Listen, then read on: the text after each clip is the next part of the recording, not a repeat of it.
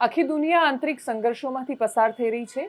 Israel Lebanon વચ્ચે યુદ્ધ ચાલી રહ્યું છે। રશિયા કહી રહ્યું છે કે અમે પરમાણુ હુમલાની તૈયારી કરી રહ્યા છીએ કેમ કે અમારા દેશને બચાવવા માટે બીજો કોઈ વિકલ્પ શેષ નથી। અને આપણે દેશમાં સૌથી મહત્વના ચર્ચાના મુદ્દા તરીકે કયા વિષય પર ચર્ચા કરી રહ્યા છીએ તો એનો જવાબ છે રિઝર્વેશન, અનામત।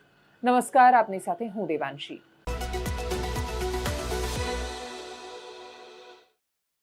દેશ અને રાજ્યની રાજનીતિમાં અનામતના વિષય પર સૌથી વધારે ચર્ચાઓ અને આક્રોશની સાથે રાજનેતાઓ પોતાની રજૂઆત કરી રહ્યા છે। એ વિષય પર વાત કરતા પહેલા કોંગ્રેસના એવા આંદોલનની વાત કરીએ જે આજે અમદાવાદના રસ્તાઓ પર ઉતર્યું। કોંગ્રેસમાંથી એમના પ્રદેશ અધ્યક્ષ શક્તિસિંહ ગોહિલ રસ્તા પર હતા, કોંગ્રેસના બીજા આગેવાનો પણ હતા। નિશાના પર રાજ્યના મુખ્યમંત્રી હતા। રાજ્યના મુખ્યમંત્રી ભૂપેન્દ્ર પટેલ માટે એવું કહી રહ્યા હતા કે પશ્ચિમ બંગાળમાં બળાત્કારની દુર્ઘટના પર ગુજરાત રાજ્યના મુખ્યમંત્રી ટ્વીટ કરીને મમતા બેનર્જીને સલાહ આપે છે, પણ દાહોદની દુષ્કર્મની દુર્ઘટના પર એ ચૂપ શું કામ છે? પ્રશ્ન વાજબી પણ હતો। પ્રશ્ન એ જ છે કે આપણે નજીકના ચશ્મા કેમ નથી પહેરતા? સવાલ તો એ છે કે આપણી આસપાસ થતી દુર્ઘટનાઓ પર શું કામ ચૂપ રહીએ છીએ? શું કામ એ સિલેક્ટિવ આઉટરેચ સામે આવે છે? એટલે જેમ ભારતીય જનતા પાર્ટીના મહિલા નેતાઓ, બાકીના નેતાઓ, મોટાથી લઈને નાના નેતાઓ એટલા આક્રમક જોવા મળ્યા, ગુજરાતમાં રહેતા સામાન્ય માણસના મનમાં પણ પશ્ચિમ બંગાળની દુર્ઘટના માટે આક્રોશ જોવા મળ્યો। ગુજરાત રાજ્યમાં મેડિકલ એસોસિએશનથી માંડીને ઘણી બધી સંસ્થાઓ છે જેણે હડતાળનું આયોજન કર્યું પશ્ચિમ બંગાળમાં કલકત્તાની દુર્ઘટના પર। કમનસીબે ગુજરાતના દાહોદ માટે સામે ન આવ્યા।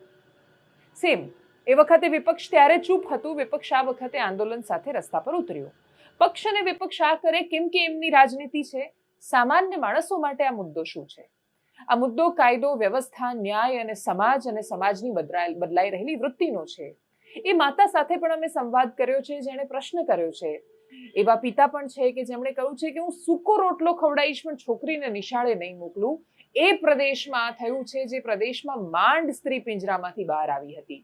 વિપક્ષના આંદોલનના દ્રશ્યો ખૂબ આક્રમક છે, એ દ્રશ્યો તમને બતાવવા છે અને જે સવાલો થયા એ પણ બતાવવા છે। અને સાથે જ ઘટનાનું બીજું પાસું કે ગુજરાત રાજ્યમાં આ કિસ્સામાં પોલીસે ખૂબ સરસ રીતે કામ કર્યું છે કે ઘટનાના થોડા જ સમયમાં એમણે આરોપીને શોધીને, હજી ચાર્જશીટ ફાઇલ થયા પછી કોર્ટ કઈ રીતે નિર્ણય સુધી પહોંચે છે, કેટલો સમય રાહ જોવાની આવે છે, એ બધા પર નજર રહેશે। એ ભરોસો તૂટ્યો છે, એ ભરોસો પાછો કેવી રીતે આવશે એ પણ બહુ મોટો પ્રશ્ન છે। એ ભરોસો પાછો લાવવા માટે શિક્ષકોએ ત્યાં સ્થાનિક જે મહેનત કરવાની હોય એ તોરણી પ્રાથમિક શાળામાં ગયા તો ત્યાંના શિક્ષકો તો ડોન્ટ બોધર જેવી અવસ્થામાં હતા કે જવાબ પણ નહોતા આપી રહ્યા। ખુલીને એ એવું પણ નહોતા કહી શક્યા કે નહીં અમે આ નહોતું થવું જોઈતું, અથવા જે તે વ્યક્તિનો અમે વિરોધ કરીએ છીએ એ મુખ્ય શિક્ષક છે, આચાર્ય છે। અને જ્યારે આ પ્રકારની વાતો આવે ત્યારે મોટા ભાગે આપણે એક હિસ્સામાં એક સાઈડ લઈ લેતા હોઈએ છીએ કે શિક્ષક છે તો શિક્ષકની સાઈડ લે। આ સવાલ કોઈ શિક્ષક વર્સિસ વિદ્યાર્થી કે લોકોનો નથી। શિક્ષક પણ એ જ સામાન્ય જન સમુદાયનો હિસ્સો છે। એ શિક્ષકોના બાળકો પણ કંઈ એવું તો છે ને કે સ્વર્ગમાં અલગ એમના માટે ભણવાની વ્યવસ્થા છે, એ પણ આ જ સમાજમાં આવી જ રીતે ભણાવતા લોકોની વચ્ચે જાય છે। આ વ્યક્તિ જેનું નામ ગોવિંદ નઠ હતું એને આજુબાજુના લોકો કેટલાય સમયથી જાણે છે ને કહે છે કે ભાઈ આ તો આવો નહોતો, ભગવાનનો માણસ એવું માનતા હતા, ભજન કરતો, ભજન કરાવવા જતો, એટલે જે આખી દુનિયાને ભજન કરાવતો એ માણસ આવું કરશે એની ક્યાં કોઈએ કલ્પના કરી હતી? અને શું જાગૃતિ? હવે 6 વર્ષની છોકરી શું અવેરનેસ લઈને ફરે કે કઈ તલવારોને હાથમાં હથિયારો લઈને ફરે? એ શક્ય નથી। એટલે સ્ત્રીઓને શિખામણો અને ભાષણો જે આપણે દરેક વખતે આવી દુર્ઘટનાઓ પછી આપીએ છીએ હવે થોડા બંધ કરીને જ્યાં શીખવવાની જરૂર છે, અને મેઇન પ્રશ્ન એ છે કે જેણે શીખવવાનું છે એ આવું કરે છે, એટલે આ ખૂબ મોટો અને પેચીદો પ્રશ્ન છે। પોલીસે ખૂબ સરસ કાર્યવાહી કરી છે। ત્યાંના એસપી સાથે જ્યારે અમારા પત્રકાર ગયા હતા ગ્રાઉન્ડ ઝીરો પર અને એમણે વાત કરી ત્યારે એસપી આખા એ ઘટનાક્રમને સમજાવ્યો છે કે કેવી રીતે એમને શંકા ગઈ કે આ થઈ રહ્યું છે। તો શરૂઆતમાં સાંભળીએ વિપક્ષના નેતાઓને, શક્તિસિંહ ગોહિલ સહિતના નેતાઓને જેમણે આક્રમકતા સાથે આ મુદ્દાને ઉપાડ્યો છે, અને પછી સાંભળીએ દાહોદના એસપીને જેમણે આ કેસની ગુથ્થી કેવી રીતે એનો ઉકેલ મળ્યો, પોલીસ કેવી રીતે આ કન્ક્લુઝન પર પહોંચી એના વિશે વાત કરી છે। મને દુઃખ એ વાતનું કે ગુજરાતના જે આપણા વડાપ્રધાન શ્રી એક ટ્વીટ કરવાની જરૂર છે। ગુજરાતના મુખ્યમંત્રી શ્રી પશ્ચિમ બંગાળની ઘટના વખતે વિવિધ ભાષામાં, જે ભાષાઓ ઉપર ભૂપેન્દ્રભાઈનો કંટ્રોલ નથી એવી ભાષાઓમાં પણ ટ્વીટ કરી શકતા હોય તો અહીંયા કેમ નહીં? એટલા માટે કે ભાજપની વિચારધારા છે। દર વખતે ભાજપના આવા હોય ત્યારે એક નિવેદન આવે નાયબ ગૃહમંત્રી કોઈ ચમરબંધીને નહીં છોડીએ. અને પછી જોયું છે આપણે કે ભાજપ વાળાને કોઈ તકલીફ પડતી નથી. આ ગુનાહિત માનસિકતા સામે એક જવાબદાર રચનાત્મક વિરોધ પક્ષ તરીકે અમે પદયાત્રા કરીને અમારો વિરોધ દર્શાવીએ છીએ. પોસ્કોની અને 302 મર્ડરની કલમો લાગે, તાત્કાલિક કેસ ચાલે, ફાંસીની સજા. આવા રાક્ષસ માટે કોઈ દયા ન હોય છે અને એટલા માટે ફાંસીની સજા થાય. વડાપ્રધાન શ્રી અને ગુજરાતના આપણા મુખ્યમંત્રી શ્રી મૌન છે એ અકળાવે છે સૌને ગુજરાતમાં. ક્યાંક બીજા રાજ્યોમાં જ્યાં ભાજપ સિવાયની સરકાર હોય ક્યાંય પણ ઘટના બને ખરાબ છે, ક્યાંય પણ ગુનેગાર હોય તો કડક હાથે કામ લેવું જોઈએ. ભલે કોઈ પણ સરકાર હોય, કોઈ પણ પક્ષ સાથે હોય, કોઈ પણ શખ્સ હોય, પણ ત્યાં થાય ત્યારે ચારે બાજુ કેન્ડલ યાત્રાઓ, ચારે બાજુ ભાજપ આખું રોડ પર ઉતરી પડે. તો આ 6 વર્ષની દીકરી બક્ષીપંચની દીકરી છે. આ શું તમને એની ચિંતા નથી? કારણ કે ગુનો કરનારો તમારી વિચારધારાનો પ્રચારક છે એટલે તમે મૌન બેઠા છો. ત્યારે શાળાની જે કમ્પાઉન્ડ વોલ હોય એના દિવાલ પાસેથી બાળકીનું બોડી પ્રાપ્ત થયું. ત્યારબાદ એ લોકો એને હોસ્પિટલ લઈ ગયા. હોસ્પિટલ સિંગવડ હોસ્પિટલથી એમને લીમખેડા રિફર કર્યા અને લીમખેડા હોસ્પિટલથી પોલીસને જાણ કરવામાં આવી. આ રીતે આખી ઘટના અમારા ધ્યાનમાં આવી. રાત્રે જ અમે આખી ટીમ સાથે 9:30 વાગે ત્યાં શાળાએ પહોંચી ગયા અને આ બનાવની તપાસ શરૂ કરી દીધી. બીજે દિવસે 20મી તારીખે આ દીકરીનું ફોરેન્સિકના પેનલ ડૉક્ટરોની પીએમ કરાવતા ધ્યાનમાં આવ્યું કે એનું કોઝ ઓફ ડેથ જે છે એ સ્મૂધરિંગ છે. પ્રાઇમરી કોઝ ઓફ ડેથ શ્વાસ રૂંધી દેવાથી બાળકીનું મૃત્યુ થયું. માટે અમે મર્ડરનો ગુનો દાખલ કર્યો અને આગળની તપાસ હાથ ધરી. અલગ અલગ આ તપાસમાં 10 ટીમો બનાવવામાં આવી. અહીંયા અમારી પાસે એવી માહિતી પ્રાપ્ત હતી કે આશરે 10:15 વાગ્યાની આજુબાજુમાં આ દીકરીને એની માતાએ પ્રિન્સિપાલના ગાડીમાં બેસાડી હતી. ત્યારબાદ પ્રિન્સિપાલના જણાવ્યા અનુસાર કે અમે લોકો 10:30 પોણા 11ની આજુબાજુમાં શાળાએ પહોંચી ગયા. પછી મેં આ દીકરીને ઉતારી દીધી. પછી મને ખ્યાલ નથી ક્યાં ગયા છોકરી. પરંતુ અમારા ધ્યાનમાં એવું આવ્યું કે શાળાનું કમ્પાઉન્ડ 20x20 કે 25x25નું નાનું કમ્પાઉન્ડ છે. એમાં આશરે 100 જેટલા છોકરાઓ ફરતા હોય, શિક્ષકો ફરતા હોય. એની બાજુમાં જ મધ્યાહન ભોજનની વ્યવસ્થા છે, તો એ લોકો પણ હોય.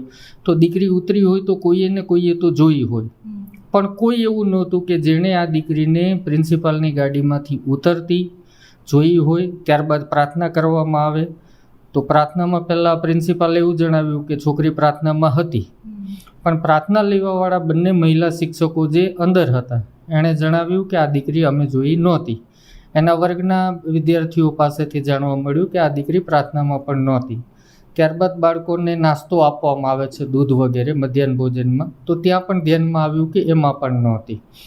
વર્ગ શિક્ષકનું રજિસ્ટર જોતા ધ્યાનમાં આવ્યું કે એ એબસન્ટ મૂકવામાં આવી હતી, મતલબ ક્લાસરૂમમાં પણ નહોતી ગઈ. તો અહીંયા પ્રિન્સિપાલ ઉપર શંકાની સોય વધારે અમારી દ્રઢ બની કે લાસ્ટ સીન ટુગેધર છેલ્લે જીવિત સાથે જોવા મળી હતી પ્રિન્સિપાલ સાથે, એ પછી કોઈએ જોઈ નથી અને ગાડીમાંથી ઉતરી નથી. જે દીકરીને બેસાડી હતી ત્યાંથી શાળાનું અંતર 850 મીટર જેવું થાય અંદાજે. તો સામાન્ય રીતે 40ની સ્પીડે વ્યક્તિ ચાલે તો પણ 3.5-4 મિનિટમાં અંતર કાઢી લે. પણ પ્રિન્સિપાલનું ટેકનિકલ એનાલિસિસ ઉપરથી અમારા ધ્યાનમાં આવ્યું કે આ અંતર કાપતા એને ખાસો લાંબો સમય લાગ્યો હતો. તો બની શકે રસ્તામાં કોઈ ઘટના બની હોય. આમાં તમામ એવિડન્સીસના આધારે પ્રિન્સિપાલની પૂછતાછ કરતાં એ તૂટી ગયો અને એણે ગુનાની કબૂલાત કરી કે દીકરીને બેસાડ્યા બાદ એના મનમાં ખોટો વિચાર આવ્યો. દુષ્કર્મનો પ્રયત્ન કરતાં દીકરી બૂમાબૂમ કરવા લાગી એટલે એણે એનું મોઢું દબાવી દીધું. આ મોઢું દબાવવાથી એનો શ્વાસ રૂંધાઈ ગયેલો અને એના નીચલા હોઠ ઉપર ઈજા પણ જોવા મળી, બ્લેકનિંગની. અને ત્યારબાદ એણે દીકરીના ડેડ બોડીને ગાડીમાં રાખી મૂક્યું. શાળાએ જઈ પોતાની ગાડી લોક કરી દીધી. લોક કરી અને પોતાના રૂટીન કામમાં લાગી ગયા. સાંજે 5 વાગ્યે શાળા છૂટવાનો સમય થયો એટલે એણે બધા બાળકોને રવાના કર્યા. અમુક બાળકો જે ઊભા હતા એણે ગુસ્સાથી પણ કાઢ્યા કે ભાઈ ચલો નીકળો બધા અહીંથી એમ. અને ત્યારબાદ એણે પોતાના હાથે આ દીકરીનું બોડી ઉપાડી અને જે જગ્યાએથી પ્રાપ્ત થયું હતું એના ફાધરને એ જગ્યાએ મૂકી આવ્યો અને દીકરીનું દફતર, ચપ્પલ અને નોટબુક આ સમગ્ર ઘટના દરમિયાન જે ગાડીની લેગ સ્પેસ હોય એમાં પડી ગઈ હતી. તો એણે દીકરીને મૂકી આવ્યા પછી પાછો ગાડી પાસે આવે છે. આ ઉપાડી દીકરીના ક્લાસરૂમની સામે જે વરંડા જેવી જગ્યા હોય છે એના ખૂણામાં પ્લાન્ટ કરી દે છે. આમ આ રીતે સમગ્ર ઘટના બનેલ હતી. દેશમાં અને રાજ્યમાં અનામતનો મુદ્દો સૌથી વધારે ચર્ચામાં છે. રાહુલ ગાંધીનું એક કથિત નિવેદન કે એમણે કહ્યું કે દેશમાંથી અનામત ખતમ કરી નાખીશું. પ્રશ્ન એ છે કે રાહુલ ગાંધી આવું નિવેદન આપ્યું છે એવું ભારતીય જનતા પાર્ટીના 100% ભક્ત હોય એ લોકો પણ માનવા તૈયાર નહીં થાય. અને હવેનો સમય એવો છે કે જ્યારે લોકો ગૂગલ કરે છે, લોકો જુએ છે કે એકચ્યુઅલી શું બોલાયું છે. ભારતીય જનતા પાર્ટી ગુજરાત રાજ્યમાં એ મુદ્દા પર પ્રોટેસ્ટ વિરોધ શરૂ કરવાની છે કે રાહુલ ગાંધી એવું કહી રહ્યા છે કે અમે અનામત ખતમ કરી નાખીશું. હકીકત શું હતી? રાહુલ ગાંધીનો એક કાર્યક્રમ હતો. એક વ્યક્તિએ ઊભા થઈને પ્રશ્ન કર્યો કે તમે જાતિગત જનગણના, અનામત, આ બધા મુદ્દાઓ પર ખુલીને બોલતા હો છો, પણ જાતિ આધારિત જે રિઝર્વેશન આપવામાં આવે છે અને એક આરોપ એ સતત લાગ્યો છે ને એ વાતને તમે સાવ નકારી શકો એમ નથી કે ભલે દેશમાં માત્ર 2% સરકારી નોકરી હોય, પણ એ સરકારી નોકરીની પાછળ ભાગવાવાળો કે મહેનત કરવાવાળો વર્ગ બહુ વિશાળ છે. અને એમાંથી જ્યારે એવું લાગે કે રિઝર્વેશનના કારણે ભાઈ મને મેડિકલમાં સીટ નથી મળતી કે આના કારણે આ સીટ નથી મળતી, એ માન્યતાઓના આધાર પર તો માન્યતાઓના આધાર પર પણ ઘણા બધા લોકો છે કે જે વિદેશ જઈ રહ્યા છે. તો એ પ્રકારના તર્ક પર એ આશયથી પ્રશ્ન પૂછવામાં આવ્યો હતો રાહુલ ગાંધીને કે આવું થઈ રહ્યું છે તો તમે શું માની રહ્યા છો? રાહુલ ગાંધીએ વિસ્તારથી જવાબ આપ્યો હતો ને એમાં એમણે એવું કહ્યું હતું કે જાતિ વ્યવસ્થા એ જ્યારે એક સમતોલન આવી જશે, જ્યારે બધા સરખા પ્રમાણમાં આવશે ત્યારે રિઝર્વેશન હટી જશે, જે બહુ જ સ્વાભાવિક સવાલ છે. જાતિગત રીતે સમાનતા આવી જાય છે, જે ક્યારે આવશે ખબર નથી અને બહુ દૂર છીએ આપણે એનાથી એવું હજી લાગી રહ્યું છે. ભવિષ્ય સાવ નિરાશાજનક નથી પણ સાવ આશાસ્પદ કે કાલે ને કાલે આવી જશે એવું પણ નથી. સમય લાગશે એને, પણ એ જ્યારે થઈ જાય છે ત્યારે તો રિઝર્વેશન હટાવવું પડશે. ક્યાં સુધી અનામતને તમે પકડીને કે વળગીને બેસી રહેશો? આજે પણ દેશની અનેક સૌથી મહત્વની સંસ્થાઓ છે રિઝર્વેશનને લાગુ નથી કરતી. ઈસરો જેવી સંસ્થાના ઉદાહરણ આપણે જોઈએ છીએ કે જે રિઝર્વેશન જ્યાં નથી લાગુ થતું અને એની સક્ષમતા, એની કાર્યપ્રણાલી એના પર કોઈ શંકાથી નથી જોતું. એ ખૂબ અદ્ભુત કામ કરી રહેલી આવી સંસ્થાઓ છે. તો રિઝર્વેશનને જડતાથી જોવા એવો મુદ્દો નથી. રિઝર્વેશનમાં 100% ખરાબ નથી તો 100% એનાથી સારું એ નથી થઈ રહ્યું. જેને મળી રહ્યું છે એ ક્યારેય એ છોડતો નથી, એ પણ હકીકત છે. એ બહાર નીકળી જાય છે એ અવસ્થામાંથી તો એને છોડતો નથી, હકીકત છે. અને મૂળ પ્રશ્ન શું છે? તો કે પ્રશ્ન છે જાતિવાદ, જાતિગત અસમાનતા છે, સદીઓનો અન્યાય છે, એના માટે આ થઈ રહ્યું છે. પણ એ જે સદીઓનો અન્યાય છે એને એક પોઈન્ટ પર કોઈએ તો છોડવો ને ભૂલાવવો પડશે. જો એ સામ સામે થયા કરશે કે કાલે મારા બાપ દાદાઓએ તમારા પર કર્યું, આજે તમારા બાપ દાદા મારા પર કરશે, આ પ્રકારનું જો ચાલ્યા કર્યું તો આ તો અનંત સુધી ચાલશે. આનો કોઈ ઉકેલ નથી. એટલે જો દેશનો કોઈ પણ રાજનેતા એટલી હિંમત કરીને જો એટલું બોલે છે કે જે દિવસે સમસ્યાઓનું નિરાકરણ આવશે એ દિવસે રિઝર્વેશનનું નિરાકરણ આવશે અને જે બહુ અનંત જેવું જ લાગી રહ્યું છે, પણ છતાંય આવું બોલાય તો આમાં વિરોધ કરવા જેવું શું છે એ ખબર નથી. પણ આખરે વાત રાજનીતિની આવે છે અને રાજનૈતિક પક્ષના નેતાઓ ઘણીવાર ડિબેટમાં બહુ સરસ રીતે એવું કહેતા હોય છે કે ભાઈ અમે ઢોલ મંજીરા લઈને ભજન મંડળીવાળા તો છીએ નહીં કે અમે એ વગાડ્યા કરીએ. અમારું કામ છે રાજનીતિ કરવાનું એટલે અમે કરીશું. હવે નીતિ વગરનું રાજ એ રાજનીતિની હકીકત છે ને એટલે જ એવા જ કંઈક દ્રશ્યો કે રિઝર્વેશન પર એમ પણ ખુલીને નથી બોલી શકતા તમે કે એક દિવસ તો તમારે એ છોડવું પડશે. હવે એક દિવસ ક્યારે, કયો ને કઈ રીતે, જે મૂળ વાતો છે, આજે અન્યાય થાય છે, અત્યાચાર થાય છે, એમાં ક્યાં કોઈને સજા થઈ રહી છે? એ સજા જ્યાં સુધી તમે નહીં બેસાડો, દાખલારૂપ સજા નહીં બેસાડો, મનમાંથી પેલા જે જાતિઓના અને મોટપણના પૂંછડાનો ભાર લટક્યો છે એને નહીં ઉતારો, ત્યાં સુધી ક્યાં સમસ્યાઓનું નિરાકરણ છે? એ સમસ્યાઓ પર ઘા નથી થઈ રહ્યો. એ સમસ્યાઓ પર ઘા એટલે નથી થઈ રહ્યો કેમ કે સમસ્યા દૂર થઈ જશે તો એની દવા જે આપી રહ્યા છીએ, દવાના નામ પર જે સતત આપી રહ્યા છે એ દૂર કરવું પડશે. અને એ બધું દૂર થઈ ગયું તો પોલિટિક્સ ક્યાંથી આવશે? એટલે વીપી સિંહ પહેલા ને પછી રાજનીતિ જેમ ઓબીસી રિઝર્વેશન પછી બદલાઈ ગઈ આખી, એમ હજુ એ ઘણું બધું છે કે જે જાતિગત જનગણના થાય તો એના આધાર પર રાજનીતિ ઘણી બધી બદલાઈ શકે એમ છે. એ તો આંકડો સામે આવશે ત્યારે ખબર પડશે કે જે લોકોને પણ એવું લાગે છે કે ભાઈ અમારું બધું ખવાઈ રહ્યું છે, સંખ્યા કેટલી બચી છે અને કેટલી સંખ્યામાંથી કોણ ક્યાં છે એ આંકડા સામે આવે તો બીજું કશું નહીં પણ ઘણી બધી ફરિયાદો બહુ બધાની ઓછી થઈ જશે. પણ આ બધાની વચ્ચે રાહુલ ગાંધીનું ઓરિજિનલ નિવેદન સાંભળીએ. ભારતીય જનતા પાર્ટી એના પર જે પ્રોટેસ્ટનો આવતીકાલે આખા રાજ્યમાં વિરોધ પ્રદર્શન કરવાના છે એમની પત્રકાર પરિષદ પણ સાંભળીએ. ગેનીબેન ઠાકોરે ઓબીસી રિઝર્વેશન કે ઓબીસીની અંદર એક રિઝર્વેશનની વાત કરી છે અને જેને સાવ કાઢી નાખવા જેવી નથી તો એને પણ સાંભળીએ. તો સામે જગદીશભાઈ વિશ્વકર્માને પણ સાંભળીએ કે જે મંત્રી છે અને એમણે કહ્યું છે કે ભાઈ તમારી એ સરકાર હતી, કરવું હતું, વાત સાચી છે, જે સરકારમાં હોય કોઈ દિવસ આ બધા મુદ્દાને અડતા નથી, જેવા વિપક્ષમાં જાય એટલે બધાને આ મુદ્દા યાદ આવે છે, એ નિર્વિવાદ સત્ય છે. પણ ગુજરાતમાં સરકારને બહુ લાંબો સમય થયો છે. દેશમાં હજુ હમણાં આમ તો 15 વર્ષ પણ નથી થયા. એટલે દેશમાં કોંગ્રેસની સરકાર હતી અને છેલ્લે જે યુપીએની સરકાર હતી, રિઝર્વેશનને વીપી સિંહ પછી કોઈ અડ્યું નથી.